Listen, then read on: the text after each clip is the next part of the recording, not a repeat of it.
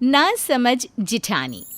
रूपल की शादी हुए अभी कुछ ही दिन हुए हैं और सारे घर वालों को उसकी आदत के बारे में पता भी चल गया। अरे चलता भी क्यों ना, क्योंकि रूपल के मुंह में जो आता है वो बोल देती है। एक दिन रूपल की सास माया उससे कहती है, बहू तो खाने में तेल और घी कम डाला कर, हमारे घर में ज्यादा ऑयली खाना कोई नहीं खाता। माँ जी घी ज्यादा खाया करो, तभी आप लोग सभी इतने पतले दुबले हो। और माँ जी आप तो बिल्कुल ही खत्म हो, आपको तो ज्यादा जरूरत है घी की। बहू ये क्या तरीका है अपनी सास से बात करने का? ऐसा मैंने क्या कह दिया, जो सच वही तो बोला है। हो नहीं क्या आप पतली दुबली सिंह की तरह। एक तो तू बोलती इतना है कि तुझे खुद भी समझ में नहीं आता कि तू सही बोल रही है या गलत। अब कान खोल के सुन ले, घी और तेल का इस्तेमाल बिल्कुल कम करना है, समझी? सास ये बोलकर वहां से चली जाती है। मैं कहाँ ज्यादा बोलती हूँ, सब लोग मेरे पीछे ही पड़े रहते हैं। ऐसा मैंने क्या कह दिया जो माँ जी मुझे 4 बातें सुनाकर चली गई। इसी तरह रूपल नासमझी में किसी से कुछ भी बोल देती थी। एक दिन रूपल के पति आकाश अपने कुछ दोस्तों को लेकर आया। रूपल, रूपल जल्दी आओ। रूपल आकाश की आवाज सुनकर बाहर आती है। रूपल, ये मेरे दोस्त हैं, हम एक ही कंपनी में काम करते हैं, तुम जल्दी से चाय बना कर ले आओ।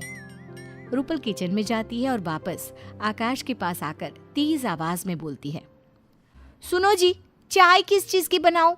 दूध तो है नहीं घर में और पास वाले किराने की दुकान भी बंद है।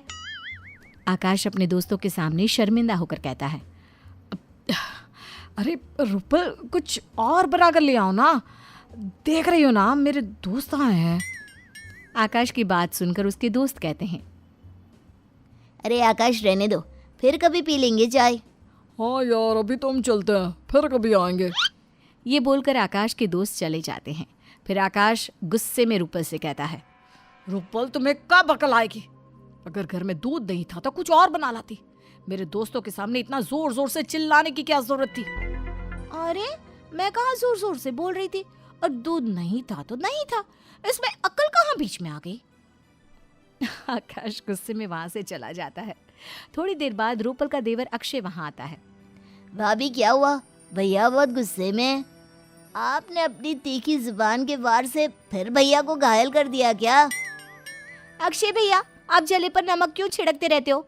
कोई काम धंधा करो, 4 पैसे आएंगे घर में।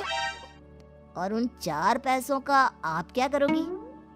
रूपल और अक्षय दोनों बात कर ही रहे थे कि तभी माया आकर कहने लगी, अक्षय, मैंने तुम्हारी शादी की तारीख पक्की कर दी है, अब तुम सब शादी की तैयारी में लग जाओ।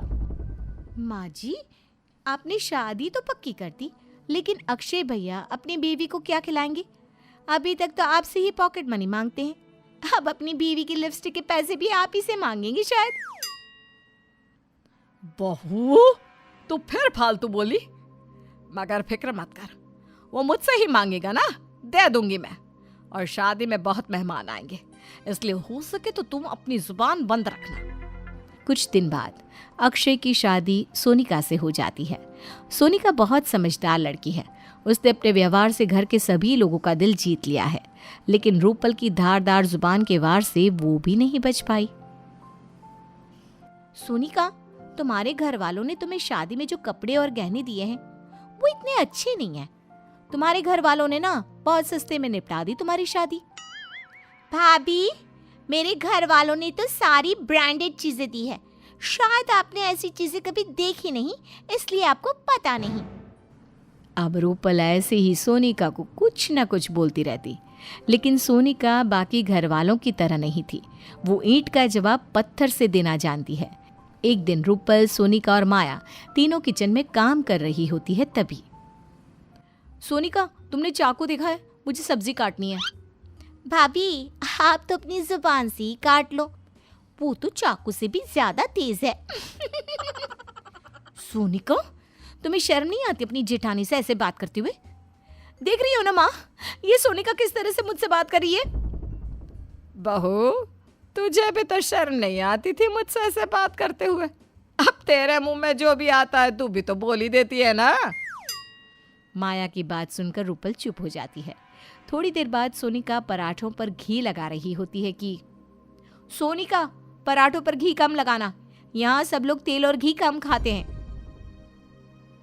घर में तो सब दुबले पतले हैं, उन्हें देखकर लगता भी है कि सभी घर वाले तेल और घी कम ही खाते होंगे। लेकिन भाभी, आप क्यों मोटी होती जा रही हो? मैं आपके लिए पराठे नहीं बनाऊंगी, आप तो बस रोटी ही खाना। तुम्हारी जुबान जरूरत से ज्यादा तेज है सोनिका। भाभी, आपने वो कहावत तो सुनी ही होगी, खरबूजे को देखकर खरबूजा रंग बदलता है। तो बस पहले मेरी जुबान नहीं चलती थी, लेकिन जब से आपके साथ रहने लगी हूँ ना, तब से जुबान पर काबू ही नहीं रहता। रूपल वहां से गुस्सा होकर चली जाती है। तभी माया सोनिका से कहती है, बहू, बहुत अच्छा सबक सिखाया तूने अपनी जेठानी को। इसने सारे घर का जीना हराम कर रखा था। माँ जी, ये तो बस शुरुआत है, आप आगे आगे देखिए होता है क्या। रूपल अगर शेर है तो सोनिका सवा शेर है। इसी तरह सोनिका रूपल की हर बात काट देती थी। एक दिन सभी लोग बैठकर चाय पी रहे थे कि तभी उनके पड़ोसी उनके घर आ गए। पड़ोसियों को देखकर माया कहती है, आइए आइए भाई साहब, बहन जी बैठे बैठे। अचानक कैसे आना हुआ? सब कुशल मंगल तो है ना? हाँ हाँ बहन जी, सब ठीक है। बस बेटे की शादी कर रहे हैं तो आपको निमंत्रण देने आ गए। अच्छा, कब है आपके बेटे की शादी? हम सब जरूर आएंगे। शादी कहाँ से हो रही है और आप लोगों ने रिसेप्शन कहाँ रखा है? रूपल बहू, ये बात बाद में पूछ लेना। वैसे भी ये सब शादी के कार्ड पर लिखा हुआ है। जाओ, जाकर चाय बना कर लाओ। माँ जी, अभी तो चाय बनाई है, दूध लाना पड़ेगा दुकान से। अरे रहने दो बहन जी, चाय वाय नहीं पीनी हमें। वैसे भी हम जहाँ जहाँ शादी का कार्ड देने गए हैं, वहाँ सब ने चाय पिलाई है, तो मन भर गया है चाय से। देखा मम्मी जी, आप तो फिजूल में परेशान होती हैं, इनको चाय पीनी ही नहीं है। अंकल जी, आप बताइए ना, मेहंदी कब है, हल्दी कब है, और जिस दिन संगीत होगा उस दिन तो मैं जरूर आऊंगी। भाभी, आप इनको भी तो कुछ बोलने दीजिए। आप तो ऐसे रिएक्ट कर रही हैं जैसे आपने किसी की शादी कभी देखी ही नहीं। अभी कुछ दिन पहले ही तो मेरी शादी हुई है। अक्षय भैया, आप तो अपनी शादी का नाम ही मत लो। आपकी शादी में काम करते करते मेरी हालत खराब हो गई थी। मैंने तो बिल्कुल एंजॉय नहीं किया आपकी शादी। रूपल, कितना बोलती हो तुम? जाओ किचन में और कुछ खाने को ले आओ। रूपल इसी तरह से बोली जा रही थी और सभी रूपल को चुप कराने की कोशिश कर रहे थे। तभी वहां पर सोनिका हाथ में शरबत लेकर आ जाती है। ये लीजिए, मैं आप सभी के लिए शरबत लाई हूँ। अरे इसकी क्या जरूरत थी? हमने मना किया था ना बेटा। अंकल जी, आपने चाय के लिए मना किया था, ये तो शरबत है, पीकर बताइए कैसा बना है। सभी शरबत पीकर सोनिका की बहुत तारीफ करते हैं। तभी रूपल कहती है, सोनिका, तुमने शरबत तो बहुत अच्छा बनाया है, लेकिन ये आइडिया मेरे दिमाग में क्यों नहीं आया? भाभी, आप दिमाग चलाती कहाँ है, आप तो बस जुबान चलाती हो। क्या कहना चाहती हो सोनिका? दिमाग सिर्फ तुम्हारे पास है?